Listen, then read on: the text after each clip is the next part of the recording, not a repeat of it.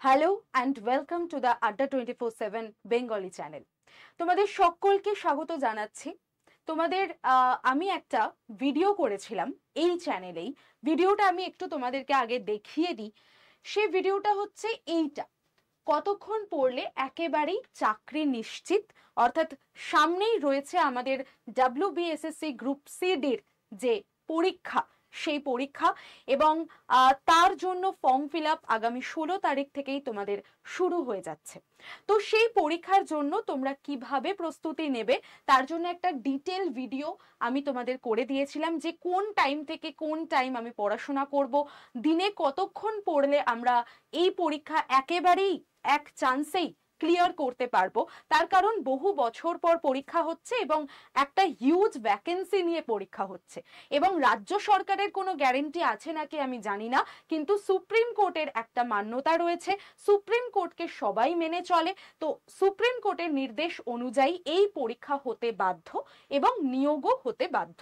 তাই জন্য এই বছরের এই পরীক্ষা এতটা ভাইটাল, এবং এটার জন্য এত লাখ লাখ ছেলে মেয়ে লড়াই করছে। তুমিও তার মধ্যে রয়েছো, আমি জানি।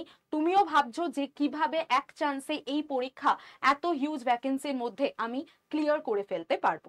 তো তোমাদের মনে অনেকেরই অনেক রকম প্রশ্ন এসেছিল এই ভিডিওটা যখন আমি করেছিলাম।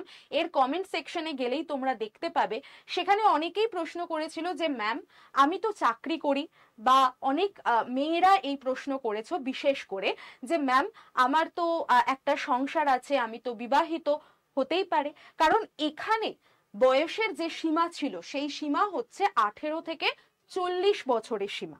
তো সেখানে এমন অনেকেই রয়েছেন যারা অলরেডি বিবাহ করে নিয়েছেন, বিবাহিত মহিলা, তাদের হয়তো সন্তান রয়েছে, তারা হয়তো এর পরেও পড়াশোনা করতে চাইছেন এবং ভবিষ্যতে একটা সুনিশ্চিত চাকরি জোগাড় করে নিজেদের ভবিষ্যৎটাকে সিকিউর করতে চাইছেন। আবার হয়তো এমন অনেক মহিলা রয়েছেন যারা হয়তো নিজের পায়ে দাঁড়াতে চাইছেন, জীবনে কোনো একটা হয়তো খারাপ ঘটনা ঘটেছে, হয়তো কেউ ডিভোর্সি, এরকমও মহিলা রয়েছেন। তো বহু কোয়ারিজ আমার এসেছে এই যে ভিডিওটা বানিয়েছিলাম তার রেসপেক্টে। বহু ফোন কলসও আমার কাছে এসেছে যে ম্যাম কিভাবে প্রস্তুত নেব যাতে আমরা যারা চাকরি করছি বা আমরা যারা সংসার সামলাচ্ছি বা আমাদের যাদের সন্তান আছে, সংসার দেখতে হয়, বাবা মাকে দেখতে হয়, তারা কিভাবে আমরা প্রস্তুতি নেব। সারা দিনে তো টাইমই হয়ে ওঠে না।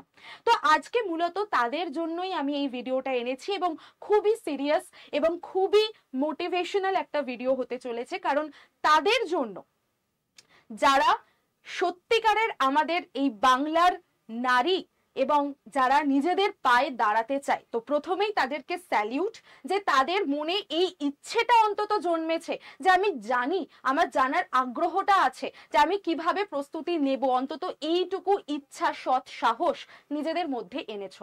বাকিরা হয়তো অনেকেই এমন রয়েছে যারা নিজেরা প্রথম থেকেই হেরে বসে আছে, যে আমার তো সংসার আছে, আমার তো বাচ্চা আছে, আমি হয়তো আর কিছু জীবনে করতে পারবো না। অন্তত তাদের থেকে তোমরা যারা প্রশ্ন তুলেছো তারা অন্তত এক ধাপ এগিয়ে আছো।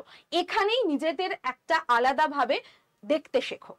প্রথমে নিজেকে চিনতে হবে। তো নিজেরা এই একটা ধাপ অন্তত সামনের দিকে এগিয়ে আছো, তার জন্য তাদেরকে কংগ্রাচুলেশন এবং স্যালিউট আমার। তো আজকে মূলত আমি তাদের জন্যই ভিডিও করব। তো বিবাহিত এবং চাকরিজীবী মহিলারা কিভাবে নেবে এই প্রস্তুতি, এবং এক চান্সেই কিভাবে এই পরীক্ষা ক্র্যাক করতে পারবে এবং নিজের পায়ে দাঁড়াতে পারবে, পরিবারের পাশে দাঁড়াতে পারবে। যাদের হয়তো ডিভোর্স হয়ে গেছে, যারা হয়তো সিঙ্গেল মাদার বা সিঙ্গেল ভাবে রয়েছো, তারা কিভাবে নিজেদের প্রস্তুতি নিতে পারবে, সবার জন্য এই ভিডিও। তো ফার্স্টে আমি বলে দিই যে আমার একটা ক্লাস যায় এই চ্যানেলে দুপুর 3টের থেকে, যেটা জিকে জিএস এর উপরে ক্লাস থাকে, এবং সেই ক্লাসটা সম্পূর্ণ ফ্রিতে হয়। সম্পূর্ণ ফ্রি পিডিএফ আমি গ্রুপে শেয়ার করে থাকি, ক্লাসের লিংক শেয়ার করে থাকি। তাই এই টাইমটা ক্লাস একেবারেই মিস করো না। ফ্রি পিডিএফ পাওয়ার জন্য তোমরা এই যে নাম্বারটা আমি বোর্ডে লিখে দিয়েছি, এখানে হাই লিখে পাঠিয়ে WBSSC গ্রুপ সিডির একটা গ্রুপ রয়েছে আমার হোয়াটসঅ্যাপে, সেই গ্রুপের লিংক পেয়ে যাবে। হাই পাঠালেই সেখানে জয়েন করে যাও, ওখান থেকে প্রস্তুতিটা ফার্স্ট শুরু করো। বোঝা গেল? এবার আমি চলে আসি এই যে সময়টা আমি লিখেছি দুপুর 3টে, PM কেন লিখেছি, বা দুপুর 3টের সময়ের ক্লাসটাই আমি কেন বেছে নিলাম, বাকি অন্য টাইমের স্লটও তো আমি বাঁচতে পারতাম, সকাল 10টা 11টা বা সন্ধে 6টা 7টা, কিন্তু আমি দুপুরবেলার টাইম কেন বেছে নিয়েছি, এটারও উত্তর আমি দেব আজকের এই ভিডিওতে। চলো ফার্স্টেই বলে দিই যে আমাদের কি কি প্রতিকূলতা ফেস করতে হচ্ছে, যে সমস্ত মেয়েরা আমরা রয়েছি, যারা সংসার সামলাচ্ছি, যাদের একটা দায়িত্ব আছে, তাদের প্রতিকূলতার প্রথম যেটা সেটাই হলো সংসার, সন্তান এবং পরিবার। এই যে একটা আবর্তের মধ্যে আমরা নিজেদেরকে জড়িয়ে ফেলি এবং এই যে একটা মায়াজালের মধ্যে নিজেকে আবদ্ধ করে ফেলি, যার থেকে হয়তো আমরা বেরোতে চাই, এই চৌকাঠটাকে আমরা বেরোতে চাই কিন্তু পারি না, হয়তো অনেক রকমের প্রতিকূলতা আমাদের সামনে এসে যায়। হয়তো আমি ভাবছি যে আমি কাল থেকে পড়াশোনা করতে বসবো, আমার একটা জীবনের লক্ষ্য ছিল, ছোটবেলা থেকে বাবা মা আমাকে অনেক কষ্ট করে পড়াশোনা শিখিয়েছে, আমি পড়াশোনা করেছি, কিন্তু ক্লাস 10-এর পর বা 12-এর পরে আমার বিয়ের জন্য দেখাশোনা শুরু হয়ে গেছে এবং দেখা গেল উচ্চ মাধ্যমিক পাশের পরে আমার বিয়ে হয়ে গেল এবং তারপরে আমার আর পড়াশোনা করা হলো না, আমি আর পড়াশোনাটাকে এগিয়ে নিয়ে যেতে পারলাম না। বা এমন অনেকেই আছে যারা পরিবারের চাপে না হলেও নিজেদের ইচ্ছাতে হয়তো বিয়ে করে নিয়েছেন, বা তারপরে হয়তো মনে হচ্ছে যে না, এই সময় বিয়েটা না করে যদি আরো কয়েক বছর পরে করতাম তাহলে হয়তো আমি আমার পড়াশোনাটা আরো বেশি করে এগিয়ে নিয়ে যেতে পারতাম, বা আমি একটা চাকরি করতে পারতাম, নিজের পায়ে দাঁড়াতে পারতাম।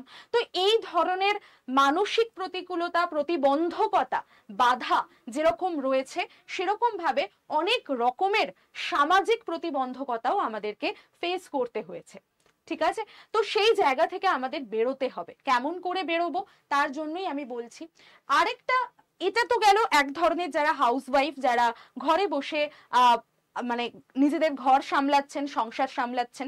আবার এমন অনেক মহিলা রয়েছেন যাদের হয়তো নিজেদের ব্যবসা আছে, যারা হয়তো একটা ছোটখাটো কোনো হোম ডেলিভারির ব্যবসা করছেন, নিজেদের সংসার সামলাচ্ছেন এবং পাশাপাশি হয়তো অন্য কোথাও কোনো একটা জব তিনি করছেন, চাকরিরত। এরকমও হতে পারে মহিলা রয়েছেন যাদের একটা 8 থেকে 10 ঘন্টার জব প্রোফাইল থাকে এবং তারপরে এসে সংসারের কাজ সামলাতে হয়, স্বামী সন্তান পরিবারের অন্যান্যরা রয়েছেন তাদেরকে সামলাতে হয়, নিজেদের পড়াশোনার আর টাইমই পান না। তো তাদের জন্য আমি বলবো, এবং অনেকে রয়েছেন যারা হয়তো সিঙ্গেল, বাবা মার প্রতি তাদের একটা কর্তব্য থেকে যায় যে বাবা মাকে আমায় দেখতে হবে, বাবা মা হয়তো অসুস্থ। ঠিক আছে, তো প্রত্যেকেই এই পরীক্ষার জন্য অ্যাপ্লিকেবল, কিন্তু প্রত্যেকেরই এই রকমের প্রতিবন্ধকতা সমাজে ছড়িয়ে আছে।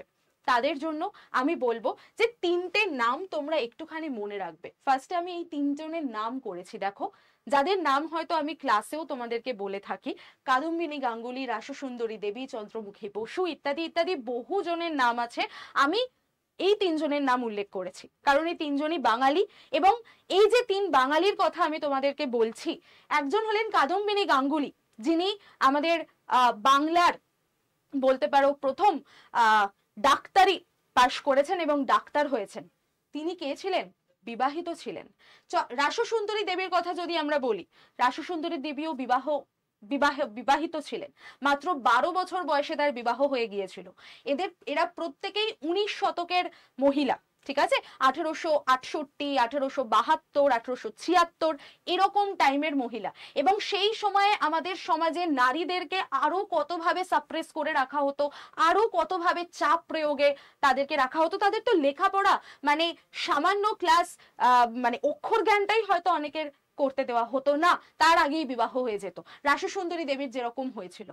তো এরকম বহু মহিলা আমাদের 19 শতকে রয়েছেন যারা সেই পরিস্থিতিতে দাঁড়িয়েও নিজেদের লড়াই চালিয়ে গেছেন এবং সংসারের পরেও, স্বামীর পরেও নিজেদের পড়াশোনাকে এগিয়ে নিয়ে গেছেন এবং জীবনে প্রতিষ্ঠা পেয়েছেন, জীবনে প্রতিষ্ঠিত হয়েছেন। আজ তারা ইতিহাসের পাতায় জল করছে, তাদেরকে আমরা মনে রাখি।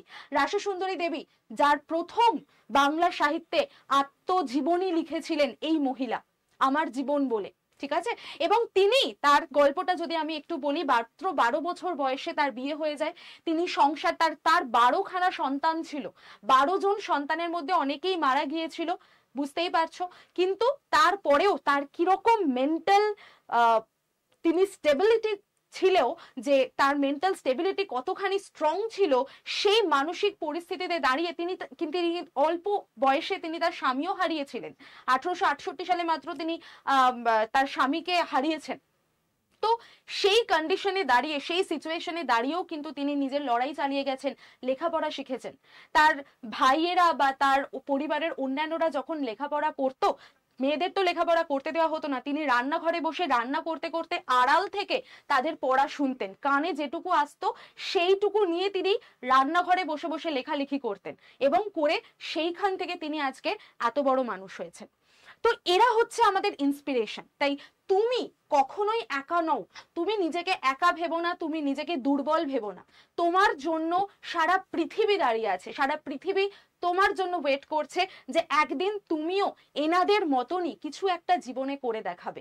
আমরা জীবনে এসেছি কিছু না কিছু করে দেখাবার জন্য, আমাদের এই পৃথিবীতে এই কারণেই জন্ম হয়েছে। কেউ আমরা শুধু শুধু পৃথিবীতে আসিনি, আমাদের একটা পারপাস আছে, সেই পারপাসটা খুঁজে বের করতে হবে। তোমার মনে যদি এটা থাকে যে তুমি সরকারি চাকরি করবে, নিজের পায়ে দাঁড়াবে, তাহলে সেটাই তোমার জীবনের লক্ষ্য হওয়া উচিত। সংসার, স্বামী, সন্তান, বাবা মা সকলে থাকবে, কিন্তু সব কিছুর পরে তুমি একা আয়নার সামনে তুমি একা দাঁড়াবে, নিজের চোখে চোখ রাখবে। তো সেইটা যেন কোনোভাবেই নিজেকে সেই জায়গায় মনে না হয় যে আমি দুর্বল বা আমি এটা পারলাম না, জীবনে আমার একটা জিনিস হলো না। না, বোঝা গেল? তো এনারা হচ্ছেন আমাদের ইন্সপিরেশন। এবার আমি চলে আসি আমাদের এই জায়গাটায় চলে আসি যে আমাদের ক্ষুদ্র স্বার্থ ত্যাগ করতে হবে। ঠিক আছে? মানেটা কি? মানে ধরো তোমার আমার খুবই চেনা পরিচিত একজন রয়েছেন, যিনি এখন কেন্দ্রীয় সরকারে চাকরি করছেন, ভীষণই ক্লোজ আমার। তো তিনি বলেছিলেন যে তিনিও বিবাহিত ছিলেন, এবং তিনি বলেছিলেন যে আমার সন্তান রয়েছে, আমার সন্তানের মাত্র 1 বছর বয়স, সে বাইরে কাঁদছে, হ্যাঁ, কিন্তু তাও আমি দরজায় ছিটকিনি আটকে ঘরে বসে পড়াশোনা করেছি দীর্ঘ 8 মাস। 8 মাস আমি এইভাবে লাগাতার পড়াশোনা করেছি, আমার বুকটা ফেটে গিয়েছিল যে আমি কান্না শুনতে পাচ্ছি তার, কিন্তু আমি তাও সেখানে যাইনি, কারণ আমার চাকরিটা তখন সেই মুহূর্তে দরকার ছিল, কারণ আমি তখন সেই মুহূর্তে আমার শুধু সন্তান আছে, আমার স্বামী নেই, আমাকে একা নিজের পায়ে দাঁড়াতে হবে। তাই কিছু বৃহৎ কিছুর জন্য তোমাকে এই ছোট্ট ছোট্ট স্বার্থগুলোকে ত্যাগ করতে হবে। আমি জানি তোমার কষ্ট হবে, কিন্তু তাও এমন একটা সময় বেছে নাও যে টাইমটা শুধুমাত্র তোমার। সেই টাইমে তোমার সন্তান, তোমার বাবা মা, তোমার স্বামী, তোমার পরিবার কেউ নেই, তুমি একা আছো।